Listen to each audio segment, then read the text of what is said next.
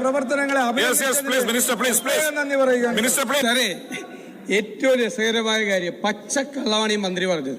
ഞാൻ അവിടെ വിളക്കോളത്തിൽ പോകുന്നതല്ലാതെ അവിടെ പ്രസംഗിച്ചിട്ടില്ല. പാർലമെന്ററി ജനാധിപത്യത്തിൽ അപൂർവമായി സംഭവിക്കുന്ന സുന്ദര മുഹൂർത്തത്തിനാണ് ഇന്ന് കേരള നിയമസഭ സാക്ഷിയായത്.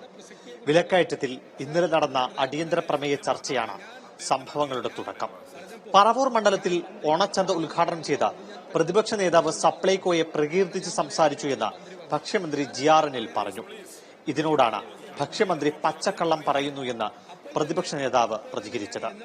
ഇതിനാണ് ഇന്ന് അദ്ദേഹത്തിന്റെ ക്ഷമാപണം.